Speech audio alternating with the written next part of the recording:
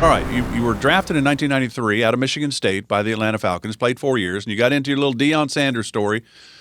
As a tight end, you were probably way faster than Deion, right? Well, I'll tell you a funny story real quick. My weakness was my speed, right? I was a good blocker. I had good hands, but I was slow as molasses, right? In fact, I had a scout at the NFL Combine ask me if I'd ever considered playing guard, which was Right. great. I took it as a compliment. He liked my blocking, but it didn't give me a lot of confidence heading into the league as a tight end. So the Atlanta Falcons were considering drafting me, and they called my old coach, George Pearls. My weight coach in Atlanta told me the story later on. He said, "Yeah, we all, all the coaches liked you, liked your film. They just had concerns about your speed, and they asked Coach Pearls, Coach, we like Mitch Lyons. We're a little concerned about his 40 time." And Coach Pearls said, "Guys, if you want a track star, he's not your guy. But if you want a tough, hard-nosed football player, he's your guy. Draft him." So they drafted me, and that was the last time I ever got timed in a 40. Once you get to the NFL, it's not like they're, hey, how much do you bench? What do you run a 40? And nobody cares, right? It's either can you play football or can you not play football? Yeah, I always think that's interesting for a tight end. What's your 40 time? What difference does it make? It's really what's your 10-yard time? How quick can you make run a route and all that kind of stuff? I wasn't running a lot of go routes for the Atlanta Falcons or Pittsburgh Steelers. Exactly. Unless I was clearing out for a screen pass or something to Jerome Bettis in Pittsburgh.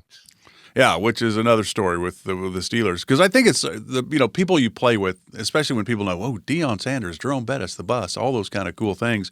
But I asked you before about the difference between playing with the Falcons of Atlanta and the Steelers of Pittsburgh, because the Steelers were a decade away from being just the legendary Pittsburgh Steelers, and it was kind of coming back. Who was your coach there? Because you had Glanville the first year at Atlanta. Who came after June Glanville? June Jones was our offensive coordinator with Jerry, and then when Jerry got fired, June got the job and was there the next 3 seasons. He got fired. My contract was up, so new coaching regime coming in. Dan Reeves was coming in from the Giants, and then he was coming in with a couple of tight ends from his Giants days. So I knew my time was done in Atlanta. You could have gone into the coaching world with June at Hawaii. He was in Hawaii. It would have been a bad gig. June was a great guy. June was a straight run and shoot guy, which is 4 wideouts, no tight ends. And Jerry, head coach with June, and they were running a run and shoot, but Jerry wanted to start incorporating a tight end more. 3 wideouts and a tight end. So that's why he drafted me. I don't know that June and our quarterback coach Mouse Davis, who had a long history together of run and shoot offense, I don't know how much they were on board with drafting a tight end, right? So when Jerry got fired, I played quite a bit my rookie year because Jerry wanted to use the tight end more. And, the next few years, my time was a little lean, and June would have me, he'd sit me down every year and say, "Hey, I know you're frustrated. I know you want to play more. Trust me, this is going to lengthen your career." And in some respects, he was right? Because you're not playing as much in game. You're not getting beat up. So there was some truth to that. Now, the upside wasn't real high when he got fired, though, because I'm not on a lot of film, right? So I was fortunate, that Mike Mularkey with the Pittsburgh Steelers, who was the tight end coach, and Mike would later go on to coach 3 NFL teams. He liked what he saw in the little bit of film he saw of me in Atlanta, and he knew I could be a fit with the Steelers. So that's the only reason I got my foot back in the doors, because one guy, Mike Mularkey, saw what he liked and gave me that shot again. So 48 years ago, 1977, I was 6th-round draft choice of the Dodgers.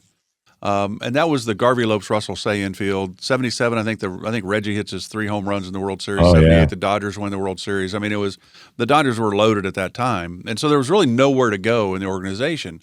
And so it's always interesting to me because I played with, I think, 16 guys that make the big leagues, and I'm like, well, that one wasn't very good. That one is probably where position he played. It's really different on how things work for certain people in certain position groups.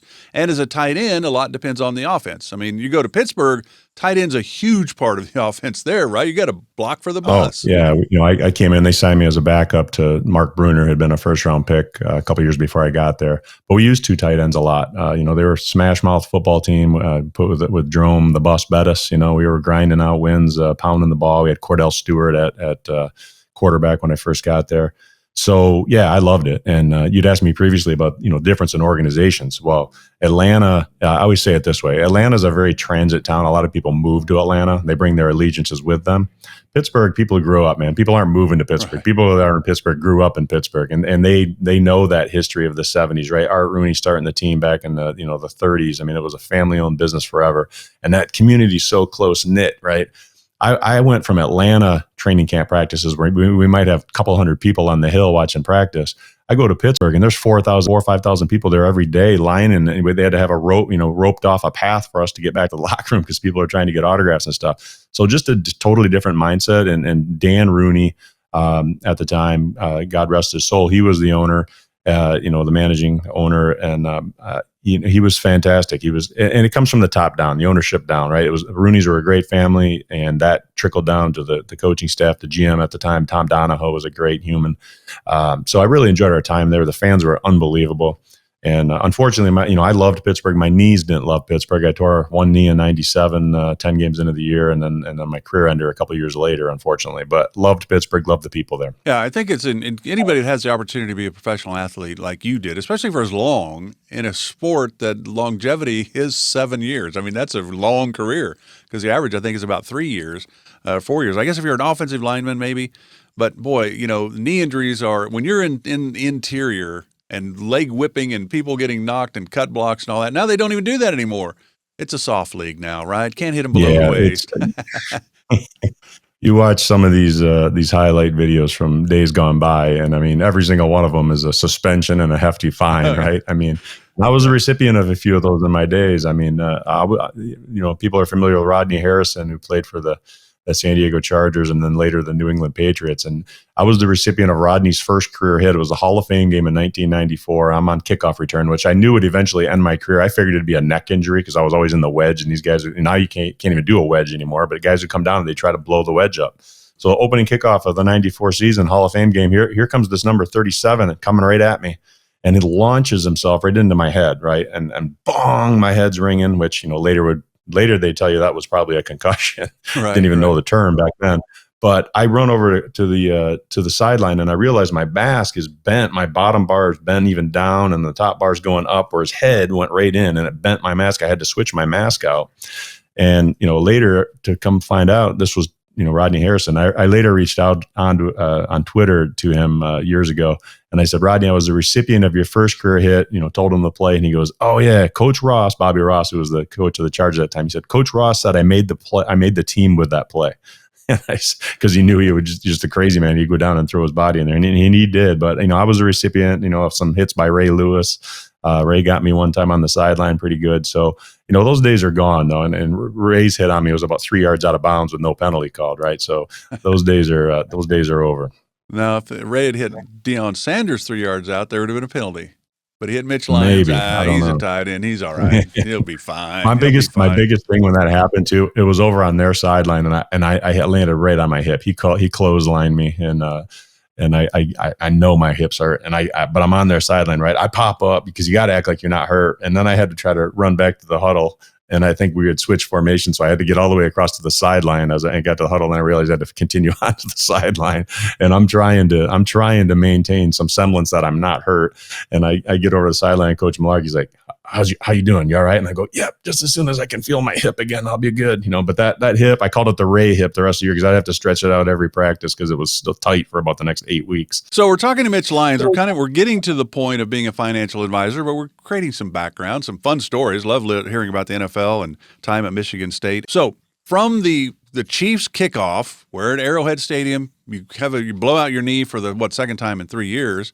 And you go, okay, well, this one's really bad. So now I've got to figure out what I'm going to do, where I'm going to go.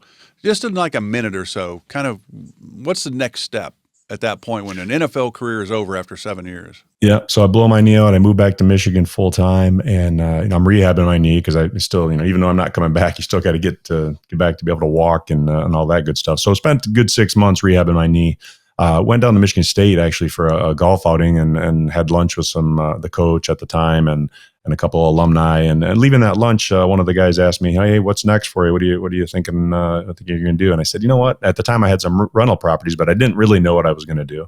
I knew I probably didn't want to be a landlord the rest of my life. So he said, "Have you ever thought about financial services?" And I said, "Not really." And he goes, "Would you be open to talking about it?" And I said, "Yeah, sure." So I had lunch with him. And kind of just, again, not knowing what I didn't know, I jumped in and jumped into with AXA Advisors at the time. AXA, part of the AXA Equitable Company, and I was with them about 8 years actually. So this is like 2000, 2001? Yeah, I got going right in 2001. So yeah, it's been a good 25, 26 years ago now. But started up with them. Was with them about 8 years. Went the independent route after that, and I've been independent ever since. And then in 2019, created Mitch Lyons Wealth. Just with the whole COVID thing, I started it before COVID happened, and then when COVID happened, we went virtual. Obviously, everybody in the world had to go virtual, and we leaned into that full go, and we continue to do that today. I think our clients find it a lot more convenient, and so added a number of my kids and some non-family members as well to grow Mitch Lyons Wealth.